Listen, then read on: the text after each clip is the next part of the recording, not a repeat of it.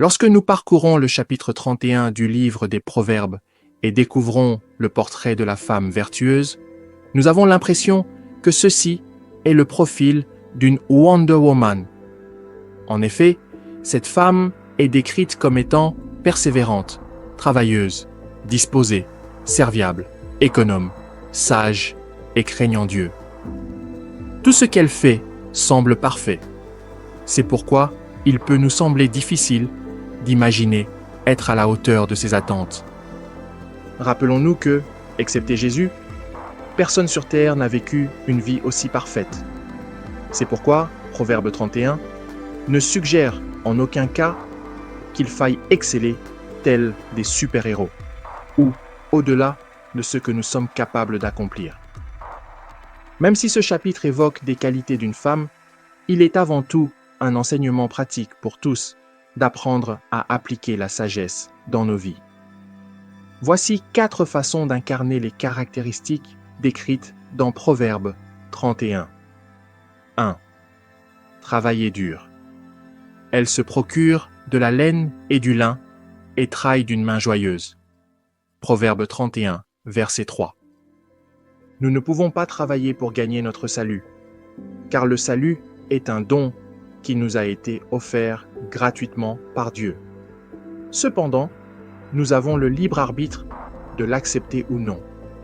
Néanmoins, nos efforts découlent de notre gratitude et de notre reconnaissance en réponse aux bienfaits de Dieu.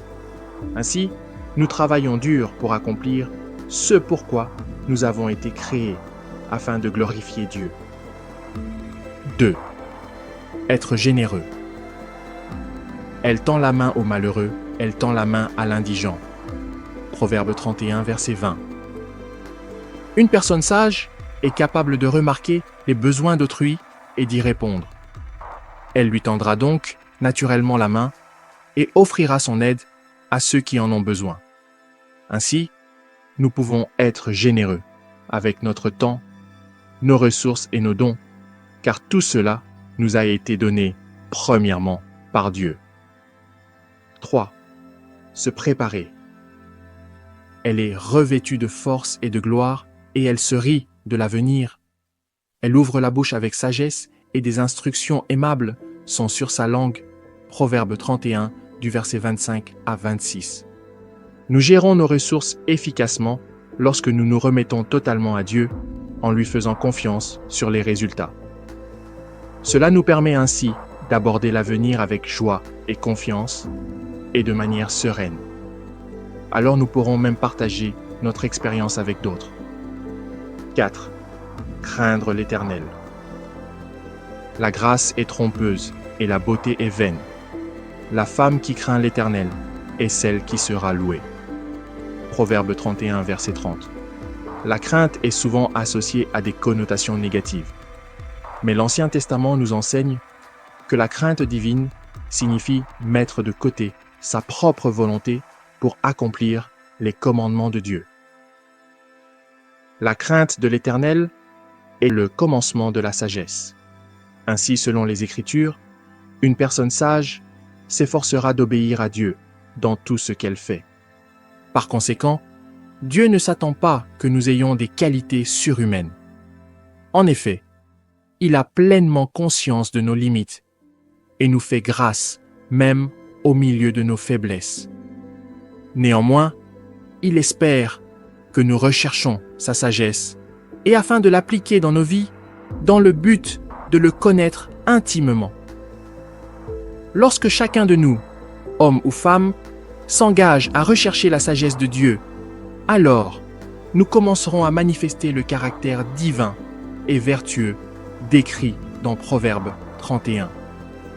Prends un moment aujourd'hui pour demander à Dieu de te révéler les domaines de ta vie dans lesquels tu as besoin de sa sagesse pour grandir. Laisse-le transformer ton caractère et ainsi le glorifier à travers ta vie. Quelle qualité spirituelle as-tu remarqué récemment chez une femme de ton entourage? Est-ce sa sagesse et ses instructions aimables? Est-ce sa force? Est-ce sa dignité? Je t'invite maintenant à faire cette prière avec moi, si tu le veux bien. Seigneur, je te remercie pour ta parole, car elle est imprégnée de vérité et de sagesse. Accorde-moi ta force et ta sagesse dans ma vie. Conduis ma langue, afin que chaque parole de ma bouche soit remplie de grâce et d'amour. Je désire développer ton caractère divin, et ainsi devenir une personne fidèle et revêtue de dignité. Au nom de Jésus-Christ. Amen. J'aimerais également te donner l'opportunité de faire de Jésus le Seigneur de ta vie. Tu peux répéter ces mots après moi. Seigneur Jésus, je me repens de mes péchés. Viens dans mon cœur. Je fais de toi mon Seigneur et mon Sauveur.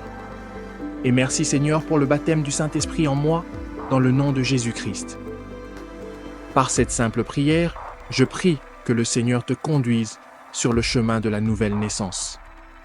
Trouve une bonne église qui a pour fondement la parole de Dieu, passe par les eaux du baptême et donne à Dieu la première place dans ta vie. J'espère de tout cœur que ce message t'a encouragé. Si tu connais quelqu'un qui pourrait être également encouragé par ce message, s'il te plaît, envoie-le lui. Édifions le corps du Christ ensemble. Nous publions des courtes méditations tous les mardis et vendredis. N'hésite pas à t'abonner à notre page pour ne rien manquer. Sois richement béni.